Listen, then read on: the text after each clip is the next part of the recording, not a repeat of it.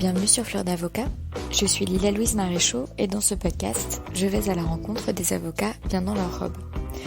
Aujourd'hui, mon invitée est maître Alissa Pellaton. Alissa a la particularité d'être d'origine américaine, mais elle exerce au barreau de Paris depuis 2011 et elle accompagne aujourd'hui les entreprises de l'économie sociale et solidaire dans leurs projets avec le cabinet AMP dont elle est la fondatrice. Un grand merci à sa collaboratrice, maître Claire Gervais, ainsi qu'à Lisa Patrice de m'avoir recommandé Alissa. Merci également à Célia CQRL et à Mathilde RNT pour leurs avis sur Apple Podcast qui sont très utiles pour faire connaître Fleur d'Avocat au plus grand nombre et booster la visibilité du podcast. L'occasion de vous rappeler, l'air de rien, que vous aussi, vous pouvez laisser un avis et 5 étoiles sur Apple Podcast. Ça fait pas de mal. Je vous invite aussi à me recommander des avocats hommes qui auraient quitté la profession d'avocat. C'est le type de profil qu'on me recommande le moins. Et donc, je suis preneuse de vos recommandations pour pouvoir assurer les prochains épisodes de reconversion. Je vous souhaite une très bonne écoute et vous dis à la semaine prochaine. Bonjour Alissa Pellaton. Bonjour, Lila-Louise. Merci d'être mon invitée sur Fleur d'Avocat. Oui, merci à toi. Alors Alissa, raconte-moi comment et pourquoi tu es devenue avocate. Alors c'est une grande question, mais je dirais à la base, je ne voulais pas être avocat.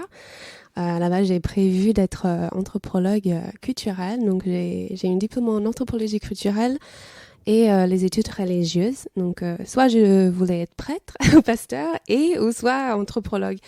Et finalement, au fil du temps, j'ai été dirigée vers le chemin d'avocat, mais j'avais déjà 28 ans quand je suis devenue avocat aux États-Unis et 30 ans à Paris, pas en France.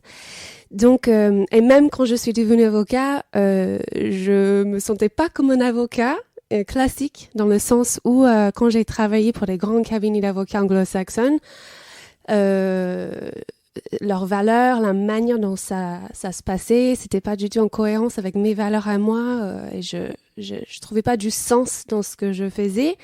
Du coup, j'ai dû créer ma propre voie on va en parler, dans la profession d'avocat. On va en parler. C'est tout l'objet du podcast. Alors, donc tu dis qu'au début tu as pensé aux études religieuses pour éventuellement avoir une vie professionnelle comme prêtre, comme pasteur. Ouais. De l'anthropologie culturelle. Oui. Qu'est-ce qui t'animait là-dedans? Je cherchais du sens en fait. Je voulais être au service des autres et c'était notamment suite à une expérience que j'ai vécue en Kenya en 2001. Donc j'ai fait une année de césure pendant mes études à Berkeley. Et c'est là où j'ai passé 6 mois avec une association Kenya en train de faire de l'aide humanitaire. J'avais rien du tout, il n'y avait même pas de l'eau chaude, il y avait 1 heure d'électricité par jour, on devait faire les courses, se lever à 5 heures du matin, j'avais 5 chemises et pourtant j'étais le plus heureuse dans ma vie. Et je dis, c'est bizarre, qu'est-ce qui se passe? Et c'est là où je me suis dit, en fait, qu'est-ce qui me rend heureuse? Et ce qui m'a rendue vraiment heureuse là-bas, c'est d'abord la communauté. On était 12 personnes de 7 pays différents. C'était d'être au service des autres et aussi d'avoir des vraies valeurs derrière, de vraiment être dans la bienveillance. Donc du coup, j'ai complètement changé de diplôme et c'est là où je me suis dit, je vais devenir anthropologue culturel, je vais vivre avec des tribus, je vais étudier leurs rituels. Ou sinon, je vais justement me plonger dans les valeurs, l'essence un peu de la culture, qui est aussi la religion. Et finalement, quand j'ai travaillé pour plusieurs ONG aux États-Unis, en France, et justement, j'ai essayé de revenir en Afrique, la vie a fait en sorte que je me plaisais pas. Il y avait quelque chose qui manquait, j'étais pas content. C'était quoi ce qui manquait?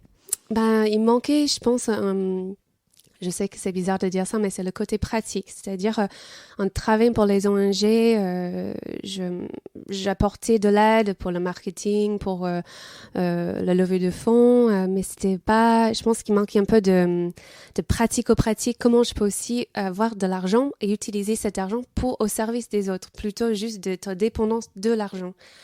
Et puis, et du coup, après avoir travaillé pour les ONG, je voulais avoir des vrais outils que je peux apporter, d'avoir une manière d'aider plus concrètement, je dirais, et même avec de l'argent. Et au fur et à mesure, je me suis rendu compte que aussi l'économie, si je veux transformer par exemple l'économie de Kenya, c'est là où j'ai été en Afrique, les moteurs de l'économie, c'est les entreprises. Et donc, je me suis dit, une façon de vraiment transformer l'économie, c'est aussi de transformer les entreprises, de leur donner plus du sens, de leur apporter des valeurs, de leur proposer d'intégrer les valeurs dans leur ADN. Et donc, c'est là où je me suis renseignée sur les entreprises sociales aux États-Unis en 2006. Et c'est exactement ce qui me correspondait, en fait. C'est-à-dire que je peux être efficace, je peux avoir de l'argent, mais en même temps, je peux avoir du sens, je peux avoir des valeurs, je peux aider les personnes, être au service et aussi avoir cette communauté aussi autour de moi. Et aux États-Unis, du coup, l'expérience au Kenya, c'était une année de césure pendant tes études. Oui. Est-ce que ça a été facile d'évoluer depuis ces premières études, ce premier champ d'études, plus dans l'anthropologie culturelle, autour de ces matières-là, vers quelque chose de plus économique et puis ensuite, je devine, de plus juridique. Est-ce que ça a été facile? Est-ce que... Pas du tout. Mais j'aime bien le challenge. C'est quand j'ai été diplômée aux États-Unis c'était 2004, je me suis dit, pourquoi chercher un travail aux États-Unis? C'est trop facile. Je vais chercher un travail en France. Et Pourquoi la France? Oui, parce que j'ai eu une histoire d'amour avec la France, mais pas au sens d'une personne, mais plutôt, j'étais très attirée par la France depuis l'âge de 12 ans. Ma première voyage en France, j'avais 12 ans avec mes parents et j'ai dit à mon père, je me sens comme chez moi ici. C'était un truc qui était plus fort que moi, donc j'ai fait mes études aussi pour étudier la langue française et j'ai fait plusieurs années, notamment en année de césure, de 6 mois Erasmus à Bordeaux. Et donc, je suis arrivée en France pour essayer de trouver un travail. J'ai travaillé pour des musées, des ONG, comme je disais. Mais ce qui m'a vraiment aidée à trouver ma voie, entre guillemets, de trouver la voie de la profession d'avocat, c'est de parler avec les gens autour de moi, de dire, mais qu'est-ce que vous voyez en moi? Comment vous me voyez? Est-ce que peut-être j'ai perdu un peu le sens, mon boussole intérieure? Peut-être il y a un boussole extérieur qui peut m'aider. Et c'est là où les gens me disaient, vous aimez bien argumenter, débattre, vous aimez bien défendre les gens. C'est vrai que j'ai un fibre de l'injustice qui est très forte. Donc, j'ai dit, dès qu'il y a de l'injustice, tout de suite, je tourne et j'essaie de régler le problème. Et donc, du coup, je me suis dit, je vais essayer la profession d'avocat au cas où, si ça marche pas, c'est pas grave, je peux faire une autre. Et aux États-Unis, c'est plus facile de changer de diplôme ou de métier qu'en France. Donc, quand je suis rentrée aux États-Unis pour faire mes études en droit en 2006, personne n'a rien dit. En gros, on a 3 ans, on a un diplôme et puis on peut être avocat si on passe le barreau après. D'accord. Et donc, le barreau, ça s'est bien passé. Et quand tu es arrivée en droit, est-ce que ça t'a plu, effectivement? Parce qu'il y a la boussole et ça aide peut-être à tester des choses, mais après, encore faut-il que ça s'avère vrai dans la pratique. Oui.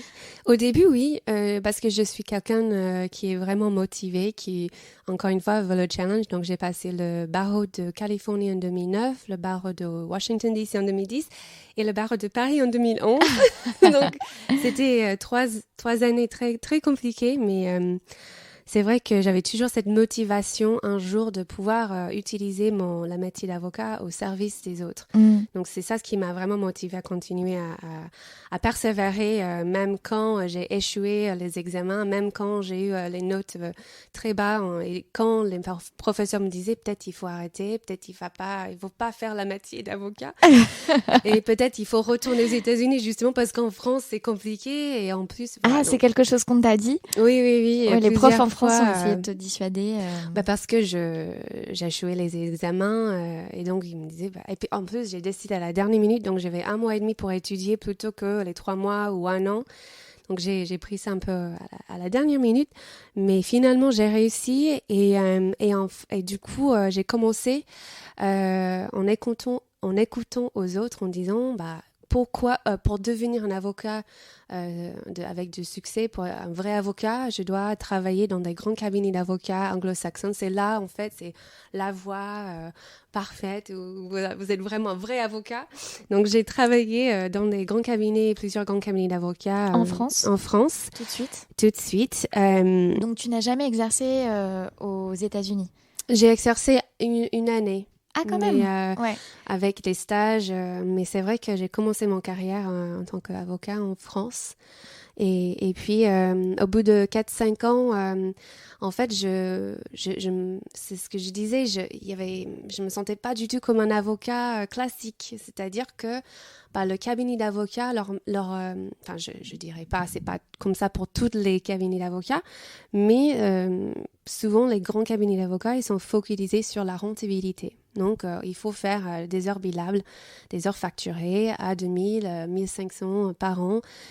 Si vous ne faites pas ça, du coup, on peut vous verrer le jour le lendemain. Donc, tout le monde est en train de tirer le couverture vers eux donc, pour essayer d'avoir ce nombre d'heures.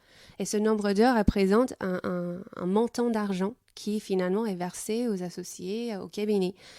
Et le modèle économique d'un cabinet d'avocats, c'est maximiser le profit des associés. C'est aussi de travailler pour des entreprises qui veulent maximiser leur profit. Je caractérise un peu, c'est pas du tout comme ça partout, et c'est cette mentalité qui m'a perturbée parce que je me suis dit, ça n'a aucun sens. À quoi ça sert de devenir plus riche, encore plus riche, alors qu'un jour on va mourir? Et c'est notamment mon associé avec qui je travaille, c'est pas rigolo, mais qui est mort plus tôt qu'il avait 64 ans. Et c'était l'associé. Et juste avant de mourir, il me disait, Alyssa, promets-moi que tu ne deviendras pas associée parce que tu vas pas être heureuse. Et moi, je suis associée, je suis pas heureuse. Moi, j'aurais préféré travailler en Israël pour aider avec la paix dans le Moyen-Orient. Et quand j'ai entendu ça, je dis ah oui, d'accord. Donc, on a cet objectif-là en tant qu'avocat, il faut être associé. C'est là, en fait, là, c'est le but, la raison d'être d'un avocat, c'est devenir associé dans un gros cabinet d'avocats. Et tout d'un coup, j'ai eu un choc. Et donc, je me suis dit, qu'est-ce que j'ai envie vraiment de faire? Et c'est là où je suis revenue au début. C'était qu'est-ce qui me rend heureuse finalement? Qu'est-ce qui me rend joyeuse? Et c'est là où, en Kenya, justement, c'est aider les autres, être au service des autres, trouver une manière innovante d'aider les entreprises aussi à avoir de la valeur.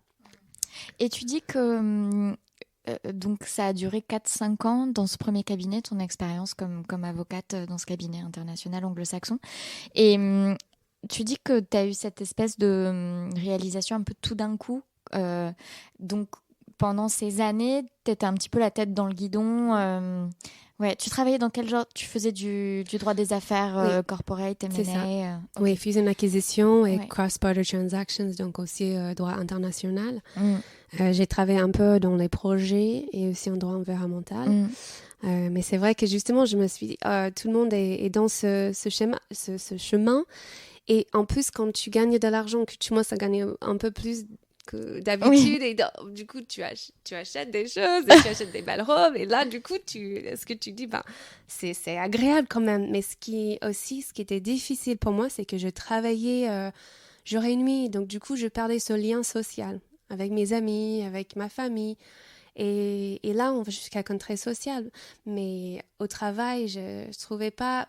il y avait de l'amitié, c'est sûr. Mais vu qu'on est dans un contexte un peu concurrent, ça génère pas forcément des amitiés profondes. Et donc, c'est là où je me suis dit, ça ne correspond pas avec ce que moi j'ai envie d'être. J'ai envie d'avoir une vie sociale. J'ai envie de aussi avoir une vie en dehors du travail. Je veux pas que le travail soit...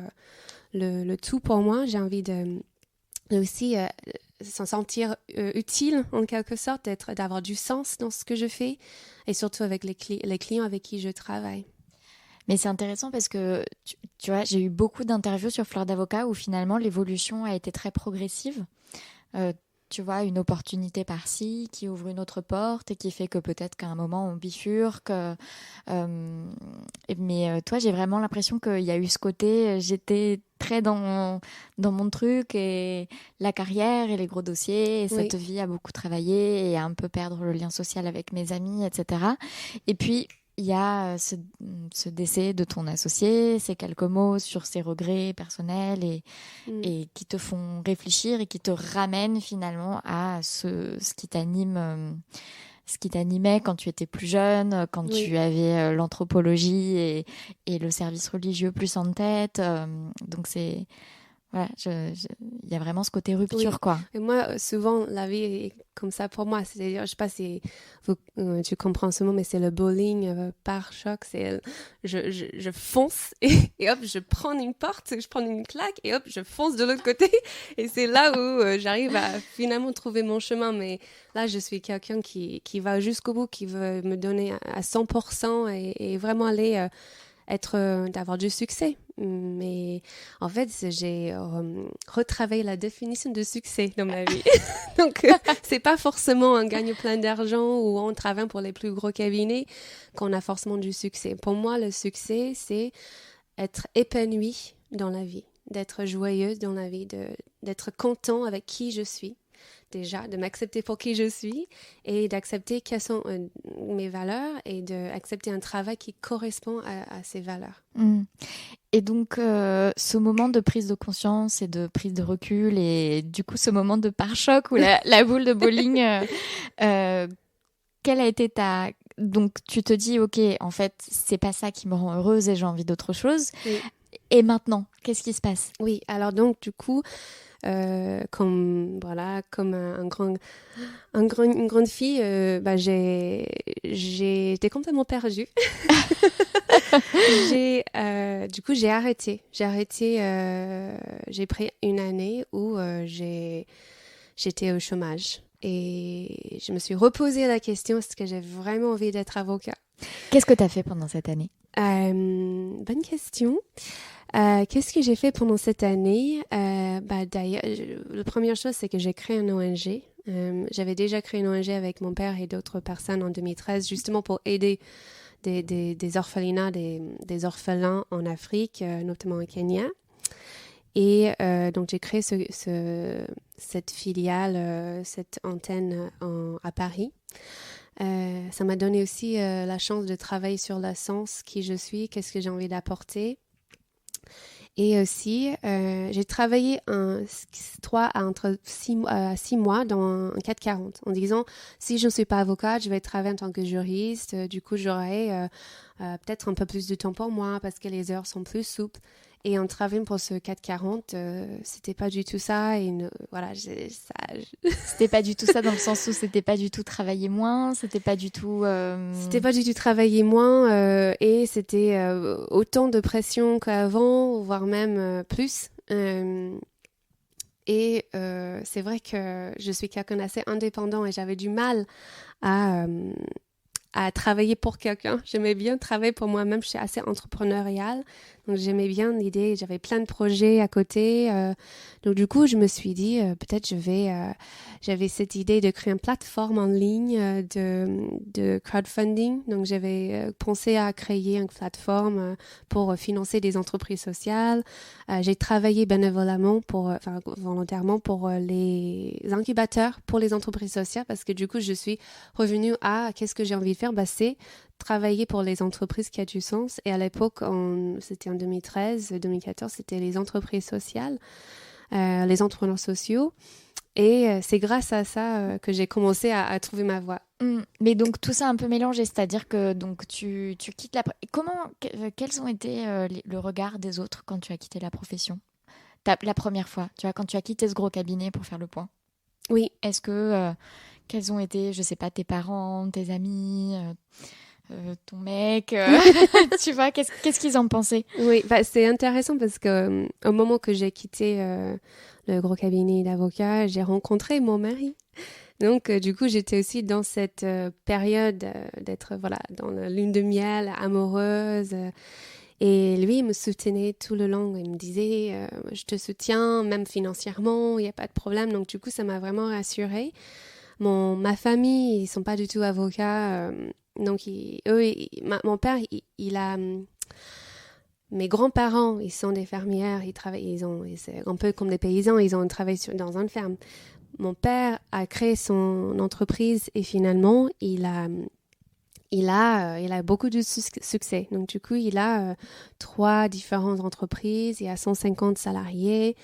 Mais ce qu'il a animé, lui, mon père, c'est fais ce que tu as envie de faire, fais ce que ton cœur te dit de faire. Et donc, il m'a inspiré en ça en disant, si t'as pas envie d'être avocat, c'est pas grave. Mais il me taquinait un peu en disant, tu vas avoir combien de diplômes parce que là, ça fait déjà beaucoup.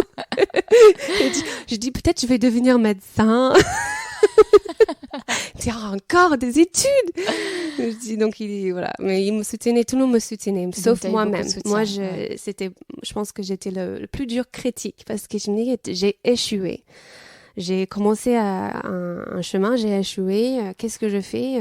Pourquoi je fais ça? Mais ces questionnements m'ont permis justement de dire non, j'ai envie d'être avocat, mais pas forcément l'avocat classique.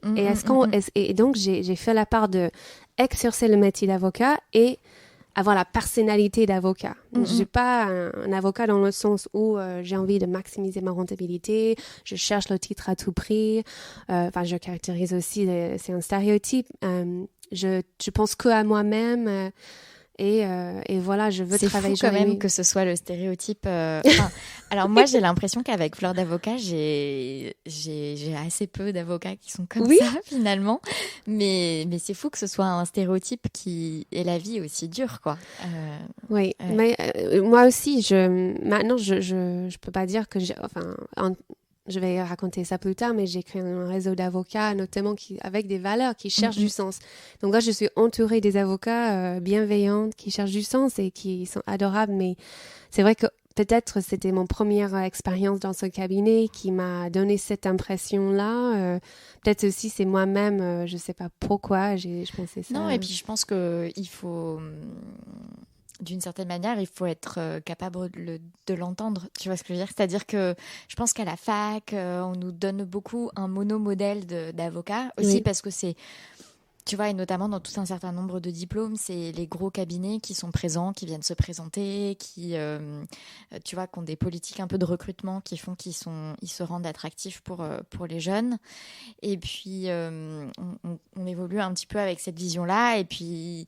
Ensuite, on rentre dedans et puis, tu vois, quand tu évolues dans un cercle, après, tu rencontres principalement des avocats de cette trempe-là, en tout cas de ce milieu-là, pour qui c'est la définition du succès. Et en fait, il y a une certaine... il faut s'ouvrir au fait qu'il y a d'autres manières d'exercer, d'autres spécialités, d'autres, d'autres modèles économiques, etc. Donc, il y a un exercice de curiosité d'une certaine façon à faire. Oui. Je suis pas peu fière d'y contribuer avec le podcast, du coup. Mais c'est vrai que c'est intéressant. Et donc tu quittes. Alors, tu as fait ce temps comme juriste. Puis, bon, tu as vite dit que non, c'était pas ce qu'il te fallait. Et ensuite, cette ONG, tu recrées cette antenne française de cette ONG que tu avais déjà créée plus jeune pour... venir en aide aux jeunes enfants, aux orphelinats en Afrique et plus particulièrement au Kenya. Et tu te mets à t'intéresser plus particulièrement à l'économie sociale et solidaire à travers notamment une implication dans les incubateurs. Très concrètement, ça s'est fait comment?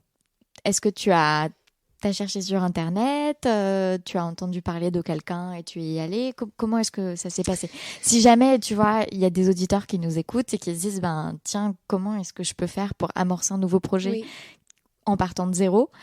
Comment est-ce que tu t'y es prise? Oui, la première chose que j'ai fait, c'est que j'ai regardé en ligne et j'ai trouvé une conférence qui s'appelle Convergence, qui était la plus grande conférence sur l'économie de demain et notamment l'économie sociale et solidaire. Donc, j'ai dit, je vais assister à cette conférence. Je vais me renseigner sur qu'est-ce qui existe, qui sont ces personnes. Et il s'avère que quand je me suis assise pour écouter un atelier, il y avait quelqu'un à côté de moi qui s'appelle Sébastien. Et donc, du coup, j'ai commencé à parler avec Sébastien et Sébastien m'a dit, bah écoute, C'est toi qui a dit Hey je Sébastien. sais pas en fait, Tu te souviens pas? je me rappelle pas, mais je sais que quand je suis dans une conférence, j'ai envie de parler aux autres parce que c'est un milieu un peu petit. Donc du coup, quand les autres s'intéressent à l'économie sociale et solidaire, moi aussi, j'ai envie de savoir pourquoi, qu'est-ce qu'ils font. Et donc Sébastien, il me dit ah tiens, t'es avocat, bah, entre deux, t'es presque avocat, enfin t'es au milieu de barreau, t'es avocat, t'es intéressé à l'économie sociale et solidaire, t'as envie d'aider des entreprises. Tiens, j'ai une amie qui s'appelle Alizée. Je vais te présenter Alizée parce qu'elle crée un incubateur, notamment pour aider les entrepreneurs sociaux. C'est génial. Donc j'ai rencontré Alizée. Qui est le cofondateur de Make Sense, du coup, qui a créé un incubateur Sense Cube. Et donc, Alizée m'a dit, bah, deviens mentor gratuitement, enfin, pour les entrepreneurs sociaux.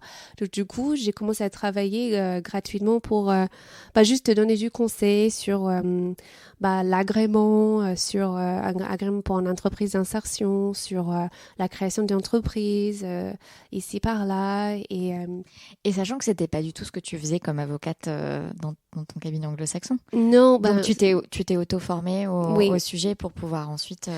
Après, bon, ça se ressemble un peu, c'est-à-dire je travaille avec des entreprises, mais le droit des sociétés, c'est vrai que j'avais une connaissance de base suite à mes études, parce que j'ai été formée en droit international privé, droit européen privé, droit des affaires.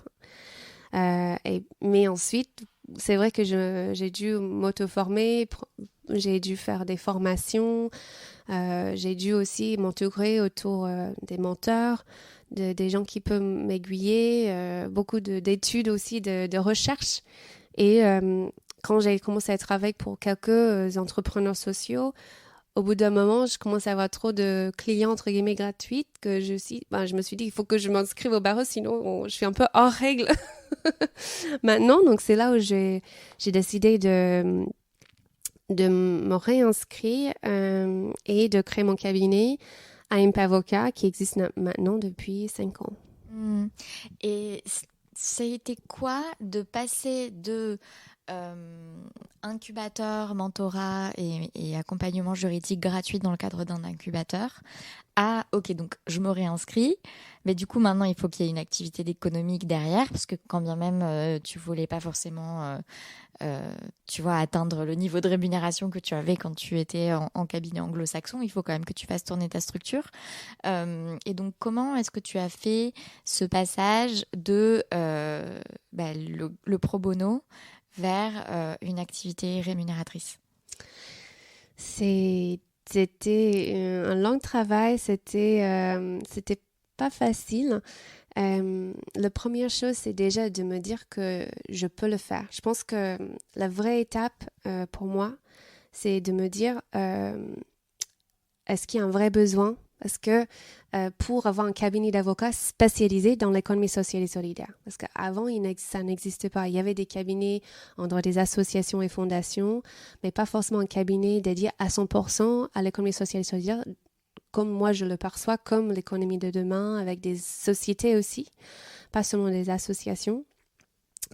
Et en plus, c'est le pare-choc, c'est autour de moi, j'ai posé des questions à des avocats qui étaient aussi, qui s'est déjà lancé dans l'économie sociale et solidaire. Ils m'ont dit, c'est pas la peine, ça marchera pas, il n'y a pas d'argent, parce que les associations, déjà, ils n'ont pas d'argent, donc c'est pas la peine. Il ne faut pas créer un cabinet d'avocats. Donc, j'avais ces voix-là. J'avais aussi, ma voix à moi en disant « Je suis une femme, je suis étrangère. Qu'est-ce que je fais là? Est-ce que j'ai vraiment la légitimité de faire ça ?» Et donc, toutes ces voix intérieures et extérieures qui disent « Il ne faut pas le faire », je pense que la première étape pour moi, c'est de dire « Je peux le faire. Je fais confiance dans mon instinct, dans mon intuition. Je peux le faire. Je vais y arriver. » Et quand j'ai fait cette première part de dire oui, en fait, les portes s'ouvrent tout seul. C'est vraiment la chance. J'ai, par exemple, juste au moment que j'ai ouvert mon cabinet, il y avait la loi de 2014 de l'OSS qui est passée. Donc, du coup, tout d'un coup, maintenant, les gens, ils avaient besoin du conseil pour créer leur entreprise dans l'OSS. Avant, ça n'existait pas. Donc, le cadre juridique existait. Puis, il y a la Commission européenne qui m'a contactée via une connaissance pour dire est-ce que vous pouvez travailler sur une étude sur la France, sur les obstacles juridiques et fiscaux sur les entreprises sociales. J'ai dit oui. Ensuite, il y avait... Cette connaissance, c'était une connaissance du secteur Make Sense, incubateur, conférence, enfin du réseau, quoi. Oui, c'était un réseau, mais en Angleterre, c'était une connaissance, Luc, que j'ai rencontré dans une autre conférence quand j'ai intervenu pour parler de les entreprises sociales internationales parce que j'ai fait une recherche et un article sur cette question-là. D'accord, donc tu as écrit un article. Je décortique tout parce que le but, c'est que ce soit des leçons de vie qui puissent être reproductibles. Donc,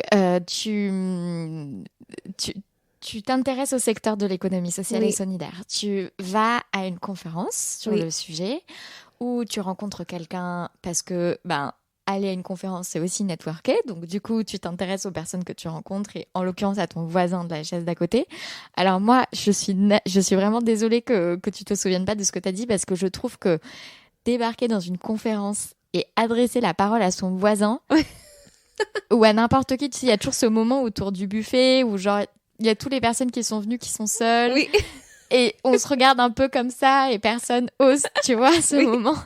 Et donc il faut il faut y aller. Donc bref, j'aurais volontiers pris ton brise-glace préféré, mais et donc lui il te dit mais tiens, il y a cet incubateur ou il y a cette association, ils ont un incubateur et du coup ils pourraient avoir besoin de juristes pour les accompagner. Et puis tu continues tes activités de recherche et d'auto-formation, tu écris des articles manifestement. Est-ce que tu avais un blog? Est-ce que c'était c'était un blog? J'ai créé un site internet en 2009 parce que je me suis intéressée à l'économie sociale et solidaire en 2006 quand j'ai fait mes études aux États-Unis. Donc j'avais une page vraiment basique avec mon nom, avec quelques articles, un entretien que j'ai fait en essayant de reproduire un peu des matières sur le sujet parce que c'était un sujet qui était assez nouveau. C'est une évolution de l'économie sociale et solidaire. Et il y avait une personne qui m'a contactée par hasard, qui m'a invitée à une conférence à Oxford en 2013. Et j'ai dit, mais comment ça se fait? Mais sachant qu'en 2013, tu étais encore dans ton cabinet. D'accord. Donc, en fait, tout ça, quand même, ça remonte d'un peu plus loin. Et pendant que tu étais collaboratrice dans ce cabinet anglo-saxon, tu l'alimentais, ce blog?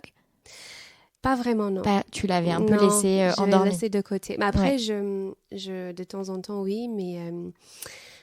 donc lui m'a invité à cette conférence où j'ai dû intervenir sur le sujet d'entreprise sociale internationale. Donc je devais être l'expert. J'étais à côté des professeurs de Oxford. J'étais, qu'est-ce que je fais là? Encore une fois, je me retrouve dans des situations. Je dis mais je devrais pas être là. Mais pourtant, quand on a vraiment envie on peut suivre les désirs de notre cœur, les portes s'ouvrent finalement. Et donc c'est dans cette conférence qu'un des autres intervenants, Luc, Fletcher, qui m'a rencontré, qui me disait tiens, j'ai été contactée par la Commission européenne, est-ce que vous voulez pas faire aussi une étude sur la France? Et donc j'ai dit oui, forcément. Et c'était aussi le début d'acquérir de l'expérience et de l'expertise sur le sujet. Et Luc et moi et 7 autres avocats, grâce à cette étude, on a créé un réseau européen des avocats spécialisés dans le droit de l'OSS qui s'appelle ESSELA. ESSELA. European Social Enterprise Law Association. Et maintenant, ça grandit. On a une trentaine d'avocats, 25 pays différents. Et donc, j'ai intervenu en tant qu'avocat dans une dizaine de pays grâce à ce réseau aussi. Donc, c'est vrai que c'est les rencontres, finalement, qui fait en sorte qu'on puisse continuer sur la voie. Et donc... tout ça, toutes ces rencontres, elles te permettent de réseauter, elles te permettent d'acquérir en expertise et en visibilité, mais ça résout pas le sujet des clients et tu vois de ce que disaient les premiers avocats que tu as rencontrés qui disaient non mais il n'y a pas d'argent dans ce secteur et les entreprises elles payent pas parce que non. Du coup voilà, encore une fois, est-ce que toi, tu as l'impression que au sortir de la phase incubateur, tu arrives quand même à avoir des entreprises qui dégagent du budget pour leur accompagnement juridique? Ou est-ce que ton business model, il est plus justement sur la production d'expertise pour des institutions internationales? Enfin, finalement, qui sont tes clients et comment est-ce que tu arrives à vivre de cette économie sociale et solidaire qui est réputée pour finalement n'avoir pas d'argent et tu vois de ne pas être un terrain propice à avoir une activité lucrative qui tient debout. Oui, c'était, je dirais moitié-moitié. Une moitié, la moitié de mon chiffre d'affaires, c'était des clients qui n'avaient pas beaucoup de budget, mais qui avaient un peu de budget. Du coup, c'était low bono. Je disais, c'est pas pro bono, c'est pas un grand cabinet d'avocats, mais c'est low bono, donc je facturais pas beaucoup. Et puis, il y avait aussi des formations que je donnais à d'autres incubateurs. Donc maintenant, je suis en contact avec une dizaine d'incubateurs qui me permet justement de rencontrer les porteurs de projets, de leur porter aussi de l'aide gratuitement, mais en même temps, ça aussi, ça crée un réseau.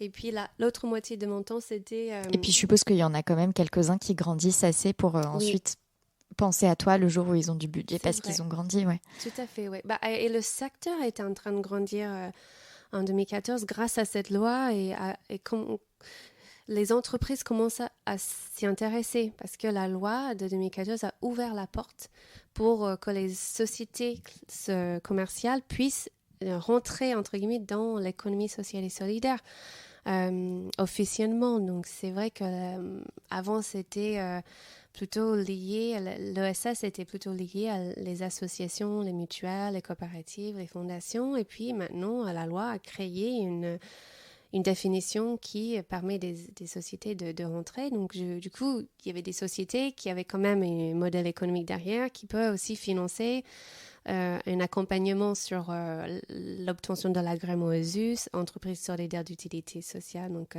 ou la mention d'entreprise de l'ESS sur leur cabis. Et donc, j'ai commencé petit à petit. Et puis ensuite, je les aidais avec d'autres choses, par exemple les contrats, les CGV, CGU, les propriétés intellectuelles. Et ça a grandi grâce à ça. Mais c'est vrai, la première année, le chiffre d'affaires, c'était rien du tout. Et mon mari me disait, oh, t'es sûre tu veux être avocat, t'es sûre tu veux continuer Mais je dis oui, je pense que c'est ça. Donc, je dois dire que je ne sais pas si c'est un caractéristique d'un avocat ou si c'est moi, mais souvent je focalise sur ce qui ne va pas pour m'améliorer et te dire oui, il y a plein de choses qui se passent. J'ai un chiffre d'affaires de, je sais pas, 5 000 euros, 10 000 euros, c'est génial. Moi, j'étais, c'est pas assez, je vais jamais arriver. Et donc, je pense qu'au fur et à mesure, je devais combattre ces voix en moi qui me disaient, je peux pas réussir, je vais pas arriver. Et quand j'ai dit, je peux arriver, je vais arriver, c'est un petit succès, petits pas. Les petits pas amènent vers, l'objectif. C'est là j'ai réussi. Maintenant, j'ai embauché pour l'année dernière, notamment Claire, et on est 3 au cabinet, et le réseau Impact Lawyers que j'ai créé avec d'autres avocats en 2018, on est une quinzaine. Donc ça grandit maintenant, et je m'épanouis dans mon travail. Et je me lève avec un sourire, donc je me suis dit, bon, je suis là où je devrais être. Bah ça, c'est parfait, parce que du coup, tu es parfaitement éligible pour Fleur d'avocat. Oui. Mais, et donc, première année, tu disais un chiffre d'affaires terrible. Oui. Ouais. Faut s'accrocher quand c'est le cas. C'est ça, Ouais. C'est là où... Après, heureusement, j'avais un mari qui me soutenait, mais c'est pas facile de commencer parce que ça prend 3 ans à peu près pour voir si un cabinet d'avocat peut fonctionner. C'est vrai que j'ai fait beaucoup de formations, donc j'avais pas beaucoup j'avais beaucoup de temps libre. Et donc, pendant ce temps libre, je commençais à rencontrer des gens, tout simplement. Je commençais à grandir mon réseau. J'ai rencontré plusieurs fonds d'investissement. Je suis allée à plusieurs conférences. Je me suis occupée pour oublier le fait que j'avais pas beaucoup de clients. Et c'est là où j'ai commencé à rencontrer des personnes qui m'ont dit « Ah tiens, je connais Alissa. » Et donc, du coup, ça a agrandi mon réseau et ça m'a permis d'avoir plus de clients, je pense, et aussi de montrer que j'ai une compétence quand même à offrir. Mais c'est vrai que je me sens comme si je suis au service des entrepreneurs sociaux et je travaille maintenant 100% avec des entrepreneurs sociaux ou des entreprises impact. J'ai investi beaucoup aussi au réseau, je ne sais pas si tu connais B Corp, c'est un réseau des sociétés responsables qui veut avoir un impact positif dans le monde. Donc c'est un label ou une certification qui a été créée aux États-Unis en 2008 et qui a commencé en 2015. Donc j'ai travaillé avec eux aussi pour aider ce réseau à grandir. Et maintenant, on a créé l'association Belab France l'année dernière. Je suis sur le board, le conseil d'administration. Tellement d'associations. T'as vraiment tout misé. Toi, t'es vraiment une fille de network, quoi. Tu vois ? Peut-être, ouais. Ouais, t'es vraiment une fille de network, de réseau et de... Ouais, mais non, mais c'est bien, il faut découvrir. C'est comme Adèle Pilote-Babin, que j'ai interviewée récemment, une avocate québécoise. Et elle dit, bah, moi, c'est naturel. Alors, elle le dit avec son accent québécois, c'est mieux, mais... mais elle dit, bah, moi, c'est naturel. J'adore le réseau. J'adore m'impliquer dans les réseaux. Et donc, pour moi, donc, c'est intéressant de choper son mode de développement qu'on aime bien et qui... même, il faut savoir que c'est quand même des choses, en général, ils sont un peu à long terme. Enfin, tu vois, c'est pas genre tu rencontres quelqu'un et après-demain, il se passe quelque chose, mais quoique. Mais c'est bien de le savoir parce que toi, manifestement, tu as multiplié les créations de réseaux, d'associations, d'investissements dans différentes organisations. Et ça a bien marché, quoi. Oui. Et donc, première année difficile. Deuxième année, tu prends espoir, tu te dis, OK... Oui, j'ai doublé mon chiffre d'affaires. Ah ouais, donc, doubler de 0, c'est 0, non. J'exagère. Mais non, c'était bien. J'étais vraiment content. Ouais. Oui. Et ensuite, troisième année, tu dis, t'as vu un réel... un réel changement. Oui, j'ai vu un réel changement. Même avec des clients, même dans l'écosystème de l'ESS et aussi dans le cabinet, je commence à prendre mes repères, à avoir confiance en moi. Aussi, je donnais des cours à côté, donc j'ai commencé à donner des cours à la fac en 2008. On t'a contacté ou c'est toi qui es allé les voir pour leur proposer d'enseigner ? C'est une connaissance. Mais non, mais le réseau, la force du réseau. C'est vrai. Donc du coup, j'ai rencontré aussi d'autres étudiants et j'ai commencé à enseigner sur ce que c'est l'ESS, le droit de l'ESS, parce que il n'y a pas vraiment une spécialité dans le droit de l'ESS, ça n'existait pas. Donc j'étais vraiment militant pour dire ça existe. Voilà ce que c'est, voilà le langage à utiliser dans ce milieu parce que c'est un vrai langage différent. Voilà les valeurs de cet écosystème, voilà les compétences qu'il faut apporter.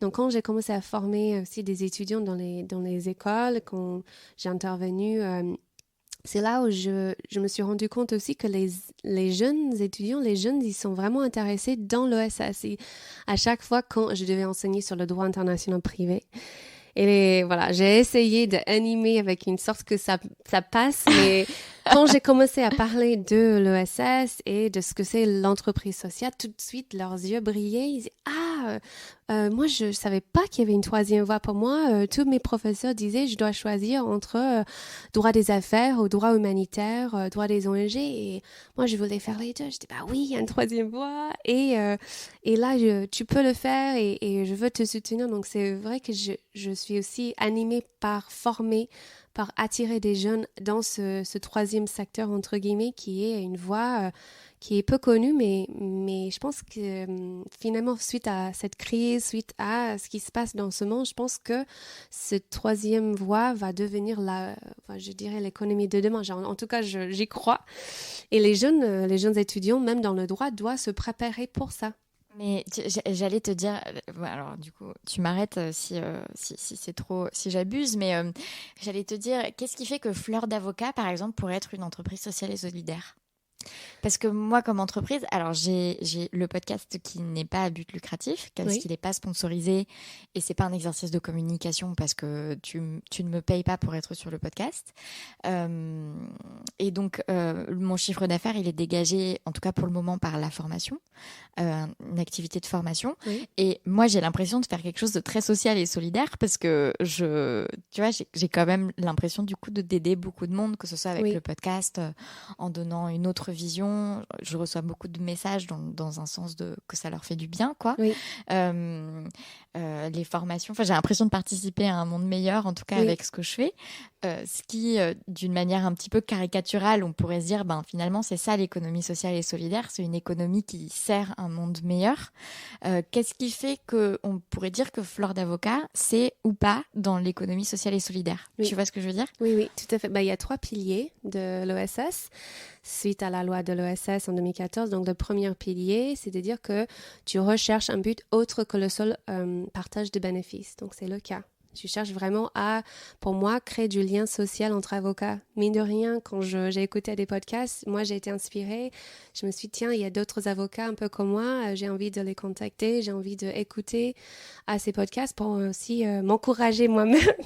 J'avoue que ça m'a beaucoup encouragée quand j'ai écouté les podcasts. Il y a aussi cette idée de formation. Donc, un des définitions de l'utilité sociale, dans l'OSS, c'est l'éducation à la citoyenneté. Donc, on peut dire que c'est l'éducation aussi à un monde meilleur, comment on peut exercer la profession d'avocat avec des valeurs aussi.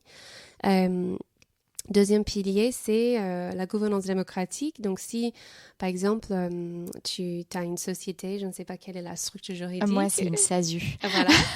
Donc, tu peux dire que je vais créer un comité consultatif ou un comité de l'OSS qui permet d'avoir d'autres parties prenantes qui puissent donner leur avis sur comment améliorer le fleur d'avocat, les podcasts ou la formation. Donc ça, c'est la gouvernance participative parce que c'est d'autres personnes qui contribuent. Donc c'est un peu la communauté. Et puis, troisième pilier, c'est une lucrativité limitée. C'est-à-dire, on ne peut pas distribuer plus de 50% des bénéfices à des actionnaires. Donc ça permet de garder la majorité des bénéfices pour promouvoir l'activité d'utilité sociale. Donc ça veut dire que... Et les actionnaires, ça inclut bien évidemment l'actionnaire... Ok. Donc ça veut dire qu'il y a 50% pour les actionnaires et 50% qui sont dans l'investissement, dans la... Oui. Ok. Finalement, ça semble assez faisable. Oui. Hein. La deuxième étape, il y a 2 étapes. La première étape, c'est 3 piliers. Deuxième étape, c'est ce que j'appelle l'agrément ESUS. Et il y a 2 conditions supplémentaires, c'est d'avoir une rémunération limitée à 10 fois le SMIC. Enfin, je résume, mais c'est maximum 10 fois le SMIC. Et aussi de ne pas échanger les titres aux bourses. Donc, on n'est pas coté en bourse. Donc, finalement, je pense que... 10 fois pour le le SMIC, moment, j'y suis très très loin. Pour le moment, je me verse même pas un seul SMIC. Donc, j'ai envie de te dire que 180 000 €, je pense que ça va. J'ai beaucoup de marge de manœuvre. Oui, mais c'est vrai que de plus en plus, même les Big Corp, je dirais, même les grandes entreprises, par exemple Danone, est en train de justement devenir une société à mission qui est un peu l'équivalent, j'ai envie de dire l'OSS équivalent pour les grands groupes, donc qui a été promulgué par la loi Pacte l'année dernière.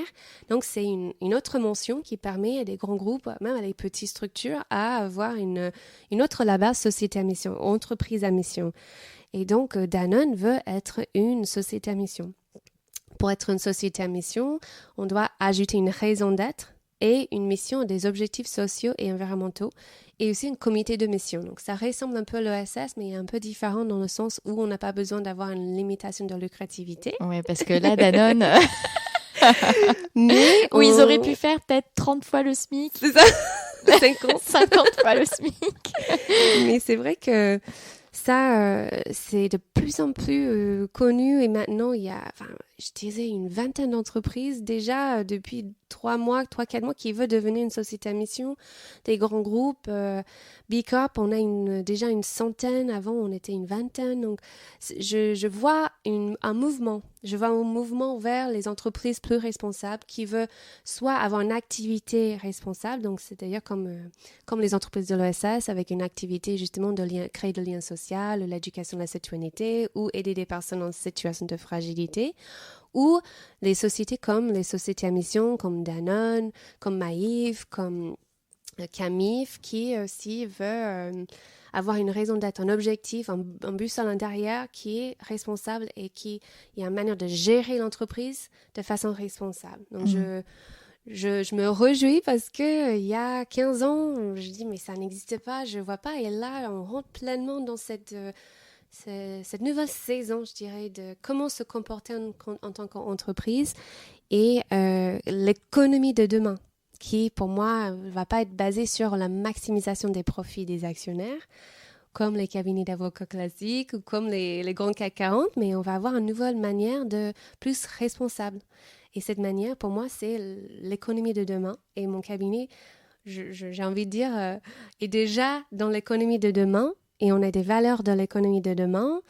Et donc, j'ai envie de dire, peut-être plus tard, du coup, je vais arriver sur le marché un peu plus tôt que les autres. Mais j'espère qu'il y aura d'autres avocats qui vont me suivre, qui vont aussi faire partie de ce réseau Impact Lawyers.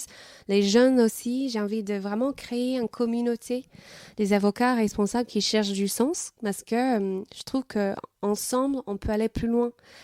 Et justement, je pense qu'il faut réinventer le métier d'avocat et réfléchir à créer sa voix si ça n'existe pas, comme moi je l'ai fait. Je pense que c'est complètement possible de le faire. Si une Américaine à Paris, une femme, je dirais, américaine à Paris, peut créer son cabinet d'avocat, dans un métier d'avocat un métier qui n'a pas du tout d'argent ou un secteur qui n'a pas d'argent, je pense que tout est possible. J'ai envie de dire, tout est possible. Il faut juste croire en soi-même. C'est tellement incroyable que ce soit... Enfin, non, mais je veux dire, heureusement, il y a eu plein d'autres invités sur le podcast qui ont tenu un discours qui va dans ce sens-là, de tout est possible, il faut y croire et il faut s'accrocher et on peut créer un exercice à son image. Mais c'est une caricature qui me fait sourire qu'une Américaine qui existe en France vienne « Everything is possible ».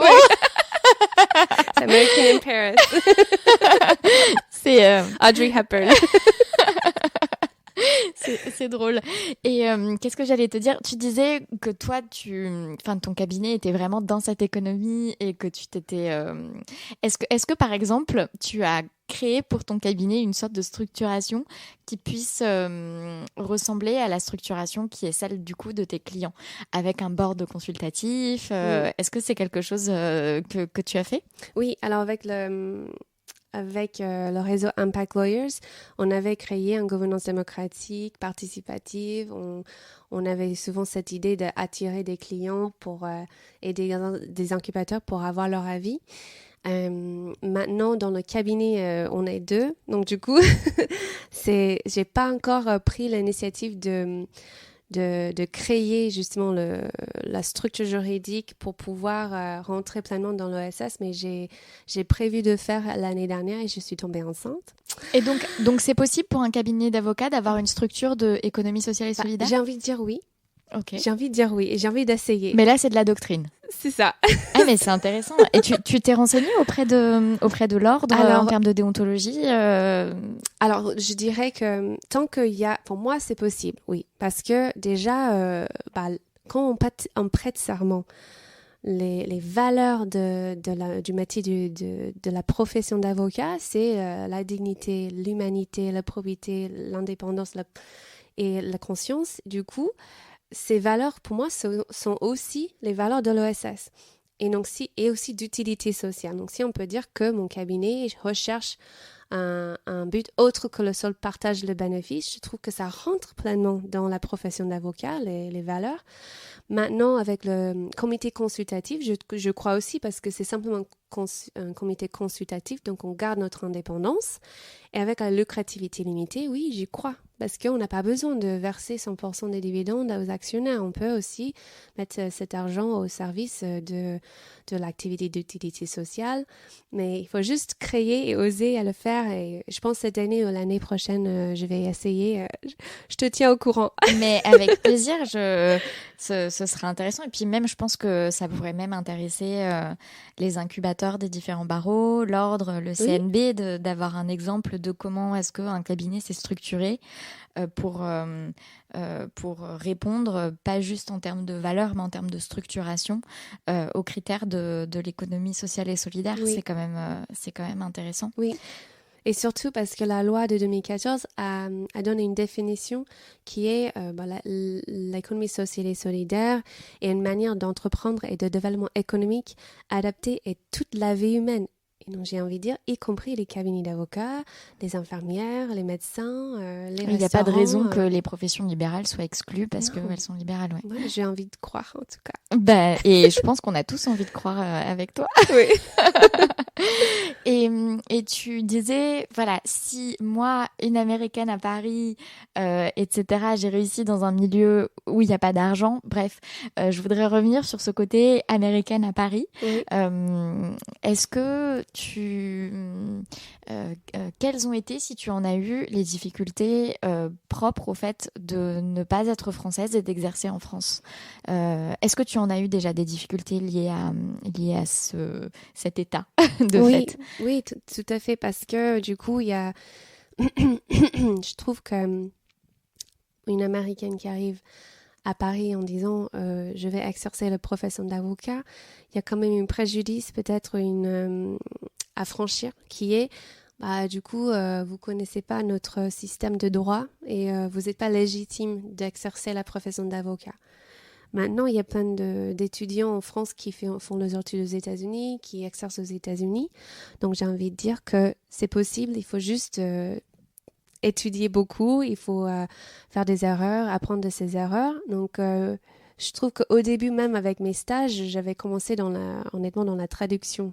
C'était, je faisais pas grand-chose. Et puis, j'ai dû montrer que je suis capable de vraiment exercer le métier d'avocat, même avec une autre langue, avec l'écriture. C'est marrant parce que dès que tu es, tu vois, transnational, on se dit, ah bah du coup, tu vas pouvoir faire de la traduction. Oui. Mais si tu peux traduire d'une langue à l'autre, ça veut aussi dire que tu peux comprendre les langues de telle manière à les utiliser en tant que telles et pas juste à les transposer. Bref. Tout à fait. Et puis surtout, il y a j'ai envie de dire que c'est juste une question de méthodologie. Il faut comprendre les bases, il faut étudier, il faut faire de la recherche. Mais je trouve qu'en France, c'est même plus facile de comprendre les lois parce qu'ils sont dans les codes, parce qu'ils sont écrits, parce que voilà, il y a les doctrines, il y a les jurisprudences. Mais aux États-Unis, c'est encore plus difficile parce qu'il y a le case law, precedent qui change tout le temps. Il faut être à jour sur des différentes arrêts des différents tribunaux. Donc, je sais pas.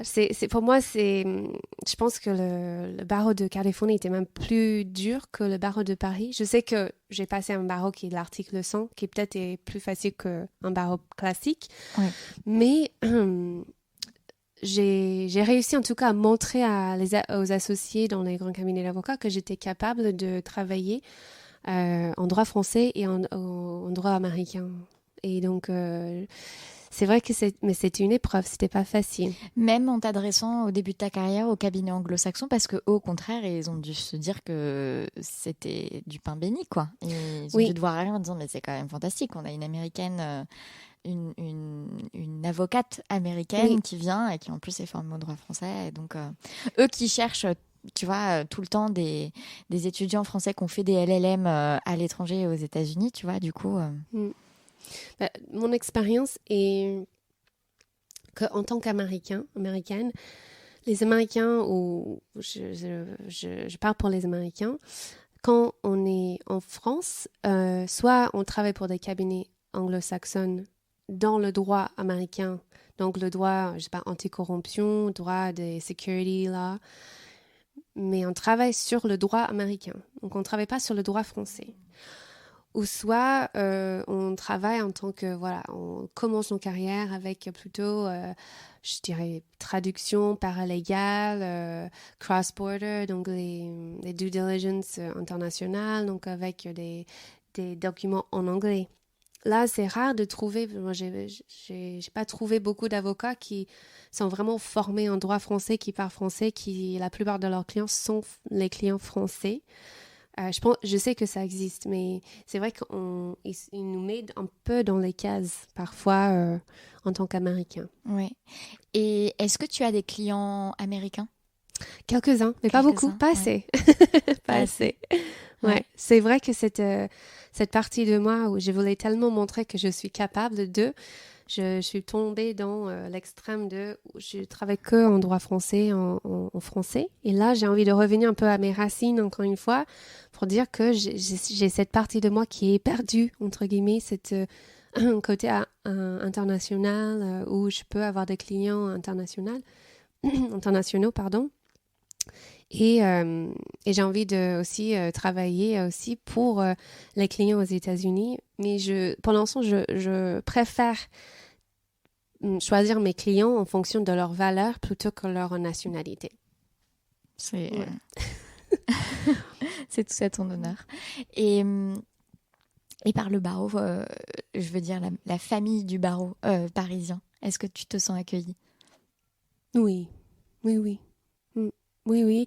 À part, voilà, les professeurs qui me disaient que je ne devrais pas continuer mes études. Ouais, mais ça, c'est des professeurs, c'est pas forcément des amis. Ouais. Bon, bah, c'est une bonne nouvelle. Mm.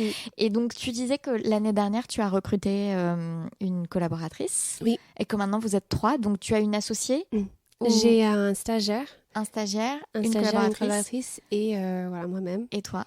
Et donc, ta collaboratrice, elle est venue au bout de combien de temps d'exercice? Donc, c'était en 2009, ça va faire 4 ans. Elle, Ouais. donc, elle a là 2 ans d'expérience. Ouais. Ouais. Et donc, c'est ta deuxième collaboratrice C'est la première collaboratrice pour moi. que tu as eue. Ok. Oui. Donc, en fait, tu as exercé pendant 4 ans Oui. juste toute seule. Oui. Ensuite, éventuellement avec un stagiaire. Oui. Et là, au bout de 4 ans, tu t'es dit, OK, maintenant je recrute. Oui, tout à fait. Ouais. Et ce qui est intéressant aussi, c'est le réseau que j'ai créé avec d'autres avocats permet aussi d'avoir de l'aide. Par exemple, si on n'est pas sûr de pouvoir embaucher tout de suite parce qu'on ne sait pas si on aura, c'est assez cher, avoir un collaborateur ou collaboratrice. De travailler en réseau permet justement de partager les dossiers, de partager les compétences, d'avoir un deuxième regard sur ce qu'on fait. Et cette manière collaborative de dire, OK, on est tous ensemble pour aider les uns et les autres. Et souvent, dans la profession d'avocat, on se sent seul. On se sent peut-être, on traverse un seul dossier avec peut-être un associé ou peut-être un stagiaire ou un collaboratrice ou collaborateur. Là, on est tous ensemble. On a tous nos cabinets d'avocats. Et on a envie de développer nos clientèles. Et donc, je pense que cette manière de fonctionner va être de plus en plus fréquente, de plus en plus populaire, parce que les cabinets d'avocats, dans la structure elle-même, n'est pas appropriée pour justement les jeunes générations qui veulent plutôt une mode de collaboration plutôt horizontale. Avant, c'était plutôt vertical. Et donc, j'espère en tout cas, et j'ose dire que ce cabinet, enfin ce réseau d'avocats peut être un exemple pour d'autres qui peuvent faire un réseau pour justement ne pas se sentir seul, d'être entouré des personnes bienveillantes et aussi de partager des dossiers, qu'on a trop de dossiers. Par exemple, comme moi, je suis partie en congé maternité, j'ai pu déléguer mes dossiers à notre avocat. On peut aider aussi quand on a trop de dossiers ou pas assez. C'est vrai que je pense qu'il faut qu'on arrive à se rencontrer, à faire confiance à l'un et l'autre. J'allais te poser la question de la confiance parce que je pense qu'il y a tellement d'avocats qui ont peur que du coup, ce soit moins de business pour eux. Tu vois, que le client reste avec avec l'avocat vers qui on l'a envoyé parce que voilà. Et donc finalement que ce soit pas ponctuel, mais que ce soit une perte durable, tu vois.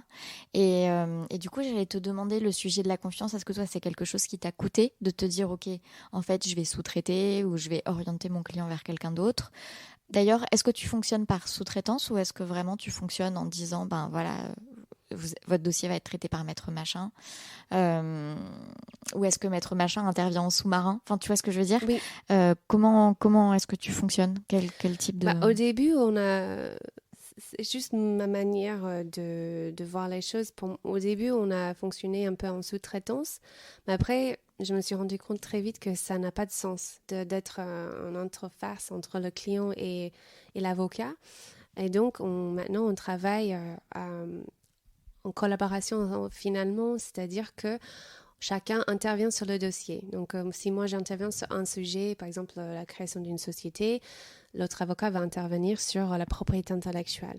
Si jamais moi je suis sous l'eau et j'ai besoin de l'aide sur le droit des sociétés, sur la création d'une société, je peux demander à un autre avocat qui va ensuite intervenir à ma place. mais toujours en me mettant en copie. Et c'est plus cohérent de travailler dans cette manière-là, plutôt de dire que je vais travailler, voilà, la personne, enfin, l'avocat va me donner le travail qui a été effectué et je vais ensuite resoumettre au client. Je trouve déjà il y a un manque de transparence, il y a aussi une perte d'efficacité. Et selon ton expérience, les clients, ils restent? Oui, surtout parce que j'ai trouvé des bonnes personnes. Il y avait un avocat qui finalement, le client est parti avec cet avocat. Mais ça m'a appris aussi à me dire qu'il faut vraiment trouver des bonnes personnes. Il faut d'abord construire la relation avec la personne, d'abord être sûr que la personne va, même si le client dit non, je veux partir avec toi, la personne va refuser en disant non. Parce qu'on a eu un accord entre nous, on a eu un accord de bienveillance. Et puis, c'est des personnes, j'ai envie de dire, comme les avocats sur Fleur d'avocat, c'est des gens qui vraiment sont dans la bienveillance. Et même une autre avocat que j'ai rencontrée récemment, je lui ai donné du travail. Et puis ensuite, mon client l'a contacté directement. Et puis, elle a envoyer le client vers moi en me disant si Alice est d'accord, je le fais, mais sinon, je veux pas. Et c'est ces valeurs-là que je trouve qui font partie de l'OSS, mais aussi qui doivent faire partie des nouveaux cabinets d'avocats. C'est-à-dire, on va pas dire que chercher l'argent à tout prix, même si ça peut coûter au niveau des relations, c'est ce qu'il faut faire. Je trouve qu'il vaut mieux avoir une priorité sur nos relations, sur les valeurs, sur qui nous sommes, sur la bienveillance, sur l'entraide. Et je trouve que c'est là où on va pouvoir attirer plus de clients. Parce que quand on est ensemble, du coup, les clients, ils viennent vers nous parce qu'ils n'ont pas besoin de chercher 10 avocats, un avocat en droit pays, en droit, droit social, en droit des sociétés. Ils ont tous un clé en main et en même temps, si on peut avoir de la confiance, et pour créer de la confiance, que ça soit simplement même des règles à respecter et tout le monde est d'accord, je trouve que c'est là le prochain cabinet, le cabinet de l'économie de demain, j'ai envie de dire. Et ça peut même rapporter plus d'argent qu'un cabinet qui cherche à tout prix à maximiser leur profit.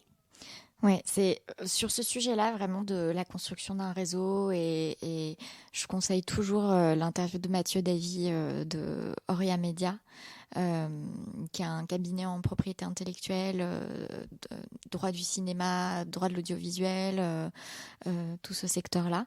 Et il travaille énormément en réseau aussi, parfois en sous-traitance, mais aussi pas mal en... Et il dit, moi je crois beaucoup aux cabinets de niche, mais qui travaillent de manière complémentaire avec un réseau. Donc voilà, c'est aussi une interview intéressante sur cette réflexion. Et toi, comment est-ce que tu sélectionnes justement tes partenaires ? C'est surtout avec mon intuition. C'est déjà de créer une relation, d'avoir déjà une personne qui est recommandée, donc de quelqu'un qui a déjà une expérience dans l'ESS ou qui a envie d'avoir une expérience dans l'ESS ou même avec des avocats qui cherchent des valeurs ou des sociétés à mission, enfin en tout cas qui cherchent du sens dans la profession d'avocat. Et ensuite, c'est un fit ou pas au niveau de la personnalité, au niveau de la personne, et puis aussi au niveau de la qualité du travail. Je pense qu'il y a à la fois la qualité du travail qui est aussi importante que la relation qu'on peut créer ensemble. Et puis, c'est au fur et à mesure où on travaille ensemble, je vois comment ça marche. Est-ce qu'on arrive à vraiment mettre l'intérêt de l'autre devant nos propres intérêts? Est-ce qu'on arrive à être transparent? Est-ce qu'il arrive à vraiment exercer les valeurs, entre guillemets? Ouais. Et tout ça, donc, est-ce que ce réseau, il a vocation à continuer à grandir ou est-ce que tu estimes que là, il a atteint une taille qui te satisfait et qui qui fait qu'il répond à sa raison d'être et tu veux pas qu'il grandisse plus. Est-ce que des auditeurs qui nous écoutent peuvent se dire ah bah tiens j'aimerais bien partie de faire ce réseau, j'ai envie de faire partie de ce réseau, ou est-ce que là tu t'es dit ben non on veut plus grossir, enfin quelle est ta dynamique par rapport à ce réseau? Mon dynamique, c'est on veut attirer le maximum d'avocats ou même des juristes. On a un notaire aussi. Je veux créer vraiment un mouvement. Un mouvement des métiers juridiques, Ouais. des professions juridiques autour de donc l'économie vraiment, sociale et on n'est solidaire. pas du tout limité. Au contraire, je trouve que ça même pour les jeunes avocats, même les étudiants, je trouve qu'ils ont besoin aussi de notre aide. Je ne veux pas être prétentieuse, mais je pense qu'eux, ils ont besoin d'avoir ce boussole intérieur. Ils ont besoin d'avoir des avocats qui leur disent tu peux y arriver, tu peux le faire, il faut y croire. Et on n'a pas assez de mentorats, on n'a pas assez des pères et mères, entre guillemets, des jeunes avocats qui veulent exercer la profession d'avocat, mais finalement ont peur ou qui n'ont pas confiance. Donc j'ai envie de créer comme une famille, comme une famille bienveillante dans laquelle on peut grandir ensemble, tout simplement, aider les autres, aider les plus jeunes, s'entraider, et puis aussi avoir un côté militant pour changer le métier d'avocat, changer les cabinets d'avocats pour que l'OSS puisse un peu infiltrer dans ce système, et même, pourquoi pas, éventuellement proposer des lois pour que le secteur de l'OSS grandisse, pour que les entreprises à impact puissent vraiment prendre leur place. Tu fais du lobbying, toi, un petit peu? Alors, j'en ai fait un tout petit peu avec notamment la loi Pacte et la loi de l'OSS. J'aimerais bien en faire plus, mais c'est vrai que je pense que le mot lobbying, c'est même un mot anglo... Des affaires publiques, ouais. je sais pas, de l'influence. Ouais, mais je dis, ça vient je vais dire... les racines un peu anglo-saxonnes, c'est pour dire que j'aimerais bien le faire, mais je trouve que quand j'en parle, c'est comme si c'est un gros mot. Je sais pas si c'est vrai ou pas. Mais c'est vrai qu'en France, en tout cas, on associe beaucoup les lobbies au lobby du mal. Oui. Tu vois, les lobbies de l'industrie pétrochimique, les lobbies de l'agroalimentaire sale, tu vois, ça. Oui. Bon, je mets plein de jugements de valeur dans ce que je dis, mais c'est pas grave. Et on oublie qu'il y a aussi des lobbies pour des causes, enfin, qui peuvent être perçues comme étant plus propres ou plus porteuses, vertueuses, tu vois. Oui. Je sais pas, moi, il y a des lobbies de la cause animale, il y a des lobbies de... Et donc, bon, maintenant, j'utilise ce mot de manière neutre quand je m'adresse à quelqu'un en lui demandant s'il veut faire du lobbying. Mais je te rejoins sur le fait que c'est pas toujours bien vu. Oui, mais j'aurais bien aimé. Je pense qu'on a besoin justement des lobbying, des groupes de lobbying dans ce sens-là pour promouvoir les valeurs aussi au niveau des lois, les règlements. Et je serais ravie vraiment de le faire si peut-être on peut transformer cette collectif dans... je sais pas, moi je veux pas être figée sur l'avenir de ce collectif, mais plus qu'on est ensemble, plus qu'on peut réfléchir et avoir un vrai impact. Et j'ai envie d'avoir un vrai impact un peu. Ma raison d'être, je pense que c'est ça, c'est d'avoir un vrai impact dans ce monde via la profession d'avocat, via les ONG, via les clients qui, eux, ils ont un impact aussi positif. Et si je meurs demain, j'ai créé le plus d'impact, je me suis donné à fond pour avoir créé ce secteur d'impact. Déjà, je me sentirais heureuse et épanouie dans ce que je fais aussi. Parce que ça a du sens aussi de créer ces valeurs-là. Et tu disais tout à l'heure que tu es tombée enceinte il n'y a pas longtemps et que pendant ton congé maternité, tu as renvoyé les dossiers vers un confrère. Comment tu le vis, ça, d'être une chef d'entreprise, une avocate à ton compte, avec ton cabinet qui tourne? Et comment est-ce que tu as mis en pause tes dossiers? Est-ce que tu as continué à travailler un petit peu ou est-ce que tu as tout délégué? Comment s'est passé ton congé maternité? Oui, alors j'en ai eu 2 assez rapprochés. Donc j'ai eu mon fils en 2018 et ma fille il y a 3 mois. Donc Donc c'est vrai, en 2018, j'ai dû déléguer beaucoup de dossiers, mais j'étais toujours très impliquée. Je n'arrivais pas à me décrocher. J'étais toujours, même la veille avant mon accouchement, j'étais en train d'envoyer des emails. Et j'ai intervenu dans une grande conférence 2 mois après l'accouchement.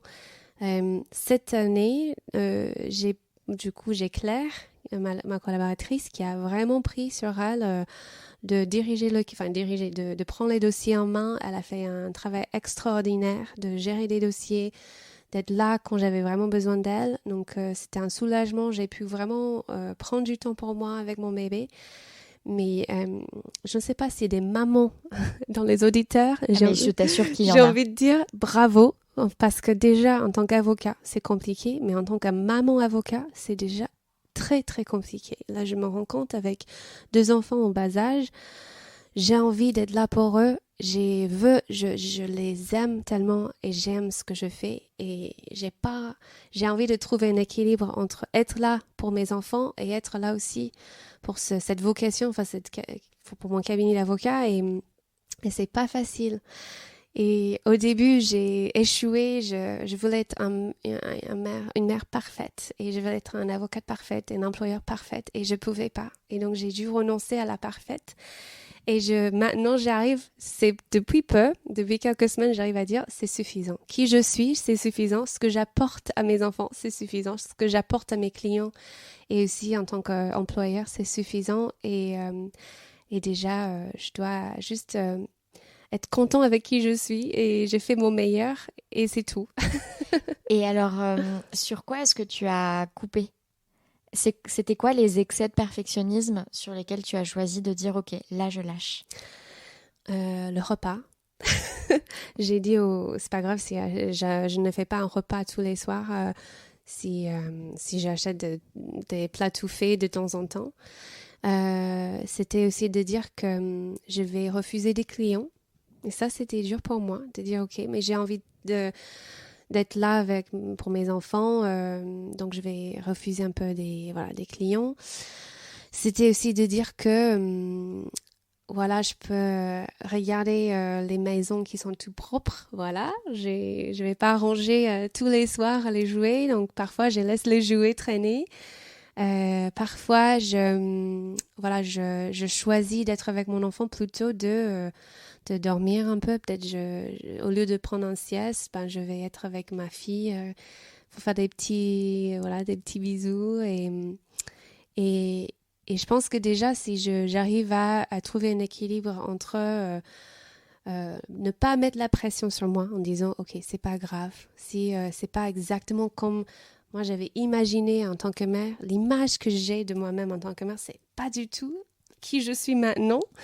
Mais j'ai envie de dire, tant mieux, parce que c'est un idéal. Je pense que les mères ont envie, cette envie d'être perfectionnistes, surtout les avocats qui sont déjà perfectionnistes. Donc, déjà, si on peut avoir un peu de la compassion sur soi en disant, OK, ce que tu fais, c'est suffisant, bravo.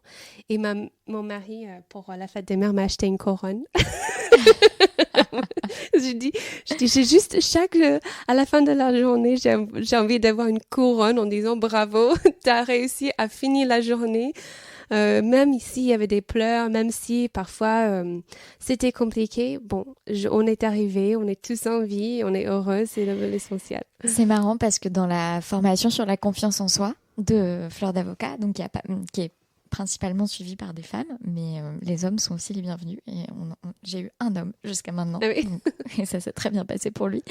Et on a notamment un exercice sur les réussites et le fait d'être capable de voir ce qu'on réussit et de se dire qu'on réussit des choses. Et en fait, souvent, c'est un exercice où les clients disent « mais je réussis rien, je vois pas de réussite dans mon parcours et tout ». Donc voilà, il y avait tout un travail autour de ça. Et puis, comme il y avait notamment une maman dans la première promotion, on lui avait dit « mais tu te rends compte que quand même, t'es avocate et maman ». Oui. Et puis en plus, elle avait 9 ans d'expérience, donc pas mal de responsabilités, etc. T'es avocate et t'es maman, et donc rien que ça, je veux dire, il faut pas il n'y a pas besoin d'être avocate et maman pour réussir. Vous pouvez avoir plein d'autres réussites sans ça. Mais c'est quand même un énorme accomplissement parce que c'est c'est un métier qui demande beaucoup d'exigences et de faire ça tout en s'occupant de ses enfants. C'est pas facile, quoi. Bravo. Cette maman, bravo. Pour toutes les mamans, franchement, bravo pour qui vous êtes, pour ce que vous faites. Vous êtes vraiment merveilleuse. Et des pères aussi. Des pères, et vous êtes géniaux aussi. Vous vraiment vous soutenir. Voilà. Je pense que même mon mari, il a pris une journée par semaine pour être avec mon fils. Donc, il a pris un congé paternité, je crois. Donc, c'est vrai que les hommes aussi, heureusement. Ils prennent du temps avec leurs enfants. Et c'est pas facile non plus. Lui aussi, il avait des remarques, des collègues qui disent « Mais pourquoi vous faites ça ? J'ai envie d'être avec mes enfants. » C'est normal. Et Alissa, quels sont tes projets pour les années à venir comme avocate ? Ou comme personne d'ailleurs, pas que comme avocate. Alors, pour les années à venir, je dirais trouver un équilibre entre la vie professionnelle et privée maintenant. Parce que, voilà, je dois gérer les enfants aussi. Continuer dans cette recherche de boussole intérieure, cette recherche d'épanouissement et de joie. Et d'ailleurs, ma fille s'appelle Joy, donc joie.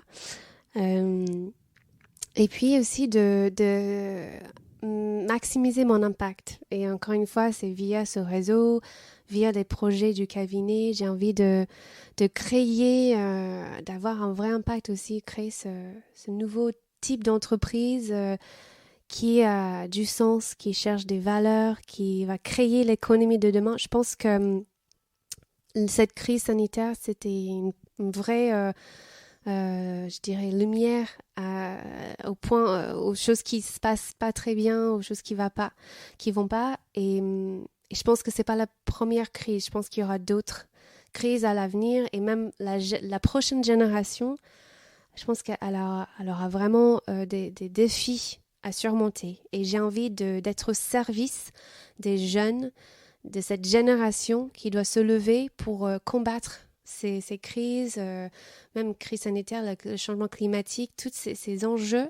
Là, j'ai vraiment envie d'accompagner ces jeunes pour les former, pour leur apprendre à s'adapter. Parce qu'on peut apprendre par cœur le code civil, mais ça ne va pas forcément aider quand, justement, on a des crises qui sont imprévues. Donc, je pense que pour former un avocat de demain, il faut former les avocats dans comment s'adapter, comment on peut faire pour s'adapter, comment on peut faire pour être en transition transformée. Ma génération, je dirais, c'est plutôt une génération qui a détruit des murs, a créé l'Internet, a détruit les murs géographiques. Enfin, il y a plein de destructions, et même par rapport aux droits aussi pour les LGBT.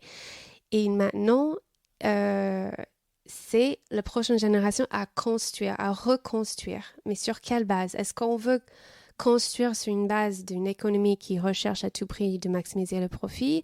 Est-ce qu'on veut proposer une autre manière de faire l'économie qui est peut-être plus bienveillant, plus cohérent, avec plus d'impact positif ? Et donc, je suis très attirée par cette transition vers cette nouvelle économie et je ne sais pas comment je vais pouvoir mettre mon pied dans pour aider cette nouvelle génération, mais en tout cas, j'ai plein d'idées. Formidable. Et quelle est ta dernière joie ? La dernière joie ? D'aujourd'hui, de voir ma fille quand elle sourit, elle m'apporte tellement de joie. C'est incroyable, à faire des sourires à 2 mois. Elle a commencé à faire des sourires à 2 mois et quand elle sourit, je me souris et en fait, j'oublie tout. C'est comme si tout s'arrête et je dis en fait, c'est tellement simple. On a juste besoin de sourire de temps en temps et on vit et de vivre. Tout simplement pas réfléchir trop sur l'avenir ni sur le passé, mais simplement profiter du présent et ce que j'essaie de faire tous les jours. Et qu'est-ce que tu portes sous ta robe ?